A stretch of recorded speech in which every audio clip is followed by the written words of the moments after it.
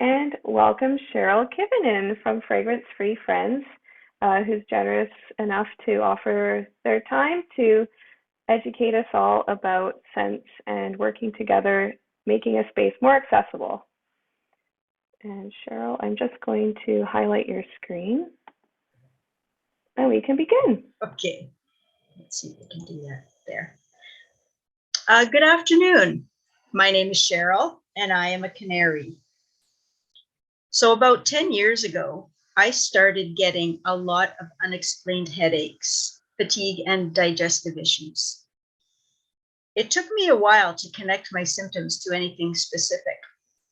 The first thing that I did notice was a direct correlation with my symptoms to an exposure to fragrances. Within a few years, it became virtually impossible for me to carry out my job without being incapacitated from exposure to fragrances or cleaners. I was sent to doctors who had no idea what was wrong. I was sent to an allergy clinic, also with no relief from my mysterious symptoms. By chance, a friend recommended that I look into the environmental health clinic at the Women's College Hospital in Toronto. There I was diagnosed with MCS, multiple chemical sensitivity. I learned that there is no treatment and no cure for environmental illnesses like MCS. They advised me that I would have to live with this illness and I needed to modify my life to lessen the exposures and accompanying symptoms. Number one on the list was avoid all triggers to the best of my ability. They also recommend get plenty of quality rest, regular exercise, and healthy food, and avoid excessive stress. They recommended that I stop consuming gluten, which greatly improved my digestive issues. So this is a permanent condition that rarely goes away completely, and so must be managed as best as possible. I can no longer work and regularly experience severe fatigue if I am exposed to one or more of my triggering agents, or if I try to do too much in one day. Normal everyday activities are now limited and spaced out over the week to avoid a crash, meaning being unable to function for days afterwards. So what is multiple chemical sensitivity? It is now being called actually toxicant-induced loss of tolerance, a new fancy name, which actually more accurately describes what it is. So we call it TILT for short. TILT is a two-stage disease process initiated by either a one-time major exposure or a series of low-level chemical exposures. In stage one of TILT, individuals develop symptoms and intolerances for everyday substances that never bothered them previously and do not bother most people. In stage two, tiny amounts of chemicals, foods, or drugs trigger a broad range of symptoms that wax and wane with exposures. For example, fragrances, pesticides, solvents, smoke, exhaust fumes, and foods may trigger symptoms involving the respiratory, nervous, gastrointestinal, neurological, or other systems. Symptoms can include memory problems, mood changes, migraines and headaches, fatigue and muscle pain, gastrointestinal problems, allergy-like symptoms, and others. TILT-related systems may involve any and every organ system and are often disabling. Common triggers include perfumes and colognes, fragrance products like cleaning products, air fresheners, and candles, personal care products such as soaps, shampoos, deodorant, lotions, hair products, makeup, sunscreen, and also laundry products. How do chemicals cause TILT? The most direct connection between the air we breathe and our brains is through our noses. When chemicals or tiny particles such as smoke or traffic exhaust enter our noses, they are taken up by the olfactory nerves, tiny exposed nerve endings inside our noses that allow us to detect odors. Here, there is no protective blood-brain barrier. These nerve endings are bathed in the air around us.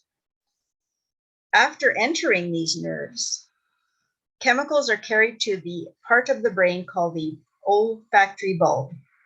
The olfactory bulb provides much of the input to the limbic system, a part of our brain that regulates our mood states, is essential for memory, attention, and concentration, and regulates eating, drinking, and body temperature.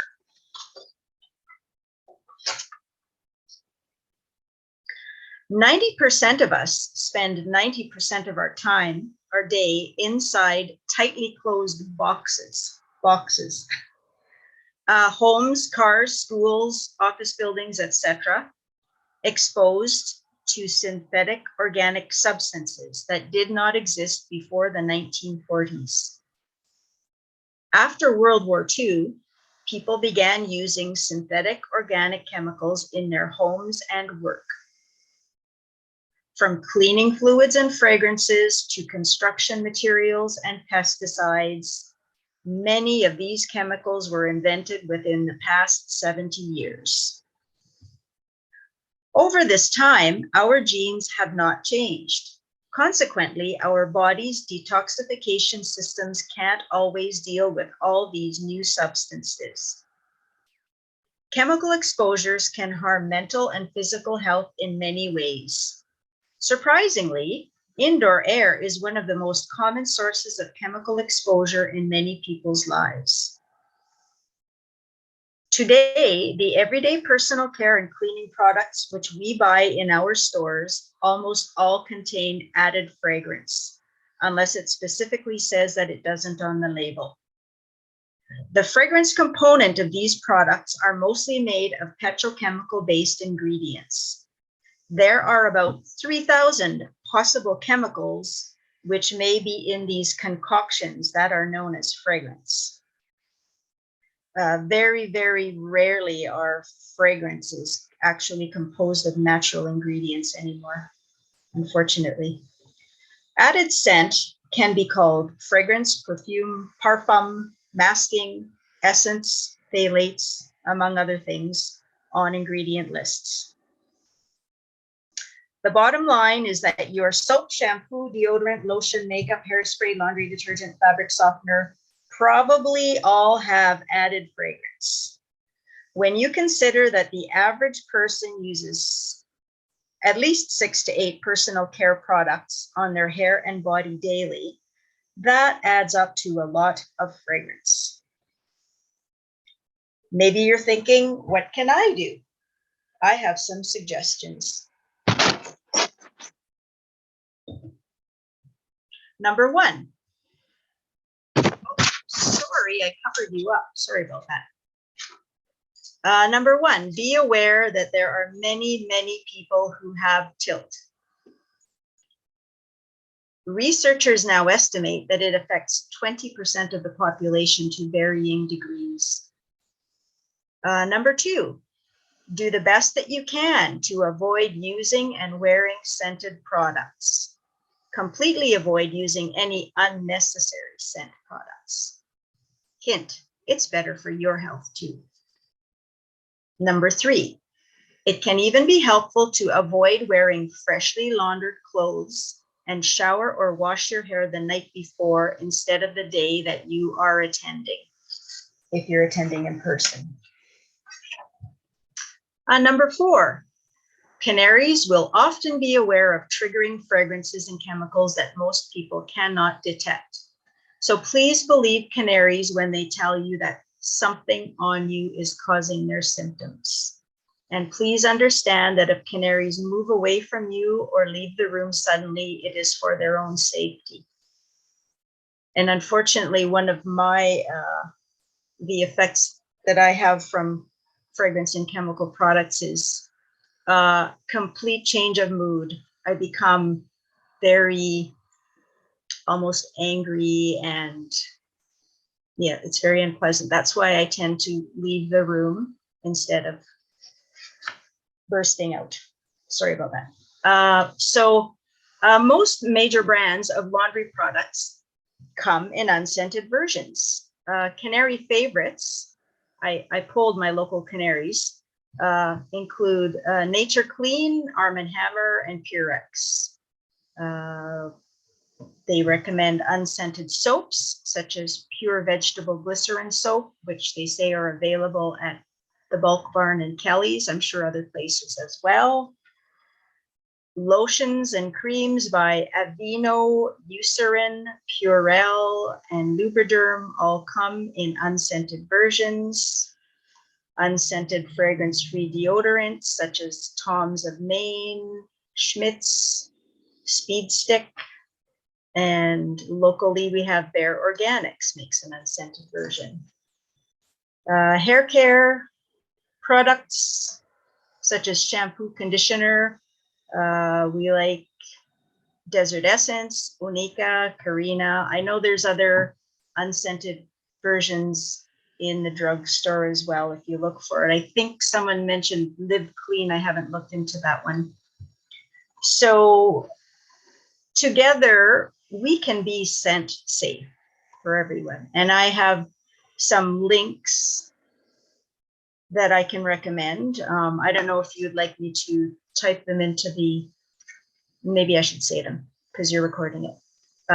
So of course, fragrancefreefriends.ca, and fragrancefreefriends.ca just got messaged that someone in the United States started up a fragrancefreefriends.com, and I have no idea what they've got on there. I haven't looked at that.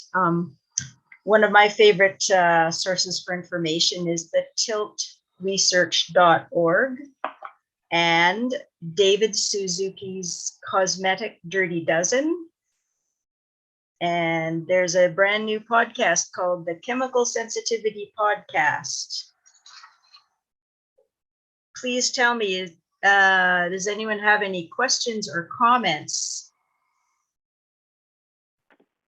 Well, I'll start by saying thank you so much, Cheryl. That was really, really informative. And I'm typing out some notes here that I can share with our group via email after the recording is ready. And I especially appreciate your lived experience, but also those resources locally for us to find alternatives to scented products are really helpful. So maybe what I'll do is I will get that list from you, and we can email it out to everyone so that everybody has the resources at hand. I know it can be very daunting to try to find things because, 99% of everything in the stores is fragranced, right? Yeah, absolutely. Yeah, I mean, for me personally, because I have such severe MCS, I also have to avoid a lot of the ingredients which are included on the David Suzuki's Dirty Dozen, because they trigger me as well. But fragrance just seems to be the most easily identifiable issue. Does anybody have any questions who's in the Zoom room right now? Or comments? I'd just like to say thank you. It was very, very informative. Oh, you're very welcome. Very welcome. Are there many Canaries in your group, in your organization? Yeah. I think that if there's 20% of the people that have some degree of tilt, everyone should know someone that has it, whether the person speaks out about it or not, right? Yeah, I think there's a couple of people, if I'm not mistaken. I thought there was 2, but maybe there's more.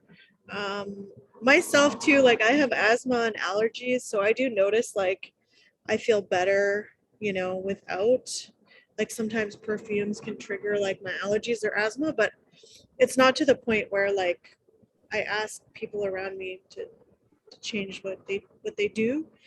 But I'm definitely like willing to take all those precautions. Just like I think it's a good.